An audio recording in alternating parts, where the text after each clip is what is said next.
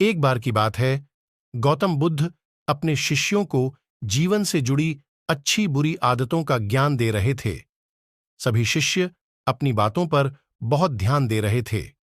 उन सभी में एक शिष्य ऐसा था जिसे प्रश्नोत्तरी की बहुत आदत थी। वो गौतम बुद्ध के पास गए और उनसे कहा, आप हमारे जीवन के बारे में जो कुछ सिखा रहे हैं वो सबका क्या फायदा है, क्योंकि हम में से बहुत से बच्चों को ये भी पता नहीं है कि हमारे जीवन की कीमत क्या है और ये जीवन क्या है, हमारे लिए अनमोल है। सबसे पहले आप हमें ये बताएं कि इस जीवन की कीमत क्या है। अपने शिष्य की बात सुनकर गौतम बुद्ध अपने कक्ष में गए और एक चमकता हुआ पत्थर का टुकड़ा लेकर आए। वो टुकड़ा उन्होंने अपने शिष्य को दिया और बोले, मैं तुम्हें इस जीवन का मूल्य तब बताऊंगा जब तुम इस पत्थर का सही मूल्य पता लगाकर आओगे। साथ ही ये ध्यान रखना कि तुम्हें ये पत्थर का टुकड़ा किसी को बेचना नहीं है। गौतम बुद्ध की बात सुनकर वो शिष्य बाजार की ओर चला गया। बाजार में सबसे पहले उसकी नजर एक फल वाले पर पड़ी और उसने उस फल वाले को पत्थर दिखाया और बोला, इस पत्थर के बदले आप मुझे कितने फल दे सकते हैं?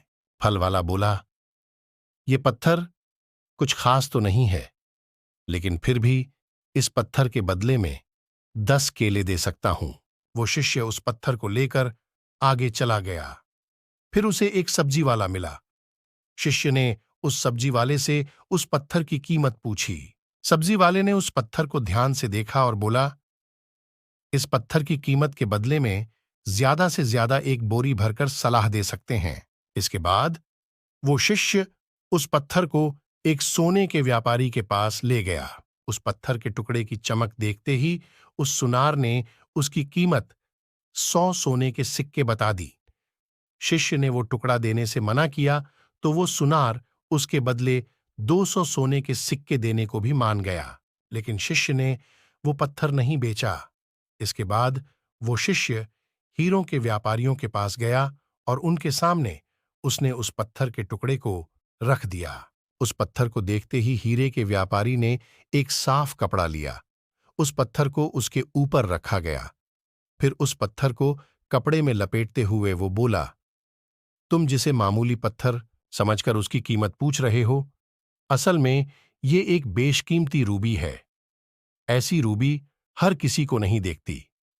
मैं अगर अपना सब कुछ बेच भी दूं तो भी इसकी कीमत नहीं चुका सकता।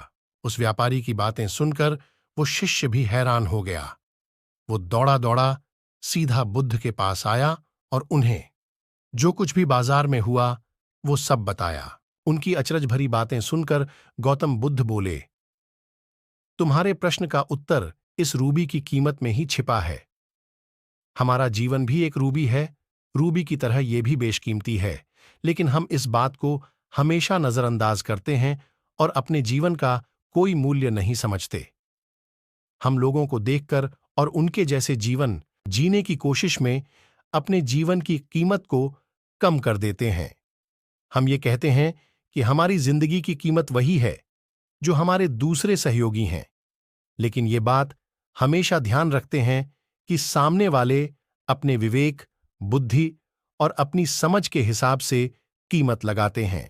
जिंदगी सिर्फ एक बार मिलती है, इसलिए नाम मात्र का विनाश ना हो। अपने जीवन को अनमोल ही महत्व दें।